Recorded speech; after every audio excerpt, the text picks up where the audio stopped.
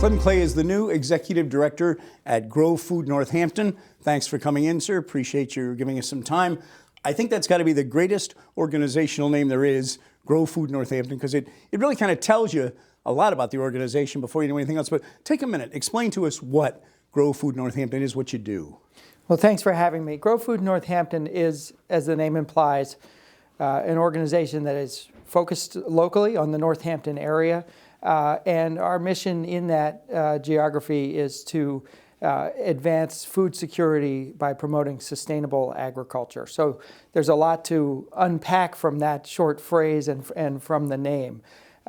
So when we talk about sustainable agriculture, we're talking in large part about the growing practices, the way that food is grown, and making sure that that's done in a way that's environmentally responsible, but also that there is a social equity component to our work that I'm sure we'll talk a little bit more about, but it's very important to us that, that there's a sustainability to not only how the food is grown, but also who gets to eat it. And that's where we get into the food security component of Grow Food Northampton's mission, where we want to make sure that everybody can benefit from the food that is grown on our farm or have the opportunity to grow food themselves.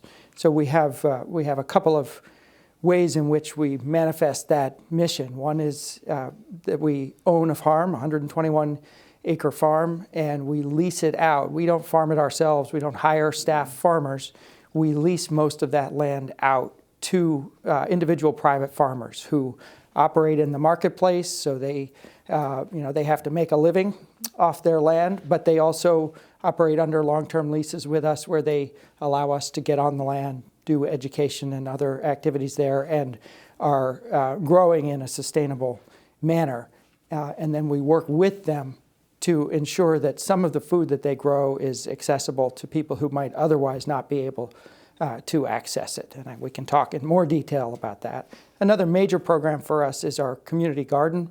We're approaching 300 plots in this community garden, which are that's land that we own under lease from the city of Northampton, which had identified a need for additional community gardens in the city. And so we're providing those plots. It's an all-organic garden, back to the sustainable practices side of things, but also we have low-income subsidies for those plots so that we try again to make sure that we don't have monetary or also language barriers to people participating in that program and learning to grow their own food. One of the things that fascinates me about Grow Food Northampton is that you seem to bridge so many different areas. You may have an organization who I think you've worked with, like CSIS, Community Involved in Sustaining Agriculture, literally doing that, making sure we're supporting our local growers and farmers. We have other organizations like, say, the Food Bank, trying to get food to those folks with food insecurity. You kind of bridge that and bring it all together in one package, it seems.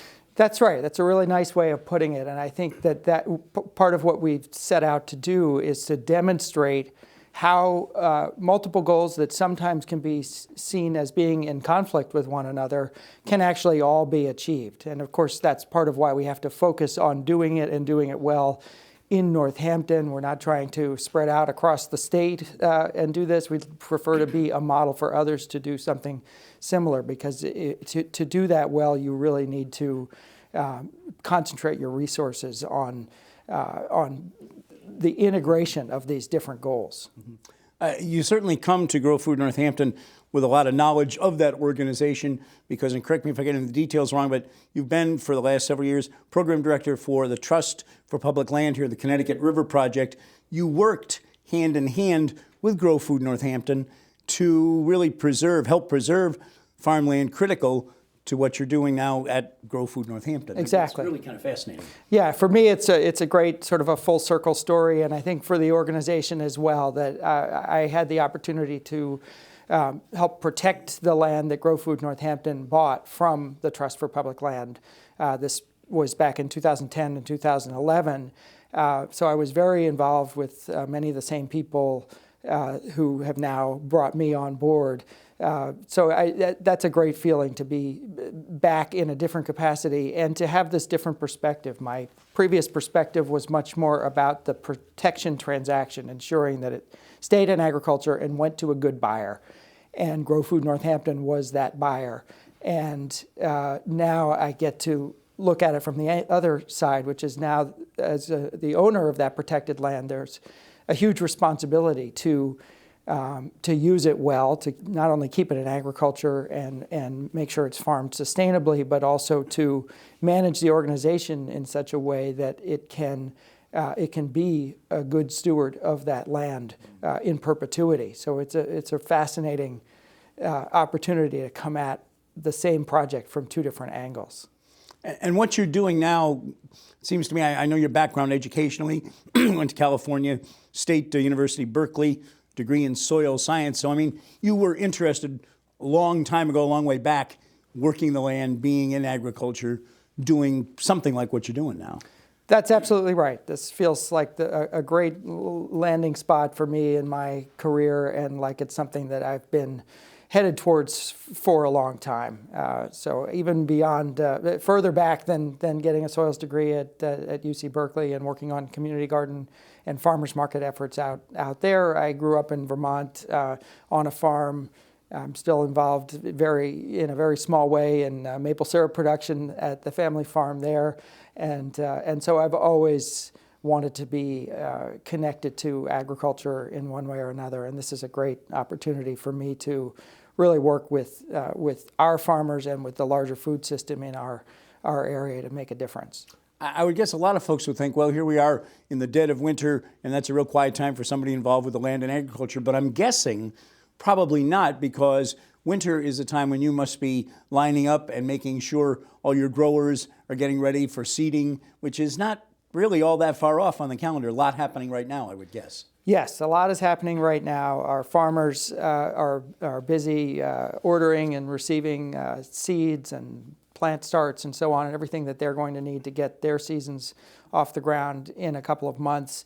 We're not directly involved in that process, but we're working with them on things like lease updates and infrastructure and so on.